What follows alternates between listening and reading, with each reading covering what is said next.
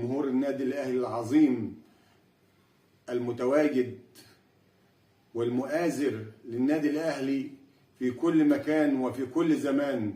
الحقيقة فعلا كان فخر لنا جميعا نشوف جمهور النادي الأهلي من كل مكان على مستوى الجمهورية في استاد القاهرة بالأمس، وتشجيع منذ الدقيقة الأولى حتى آخر المباراة. الحقيقة فعلا النادي الأهلي قدم مباراة كبيرة جدا أمام فريق مازيمبي العنيد.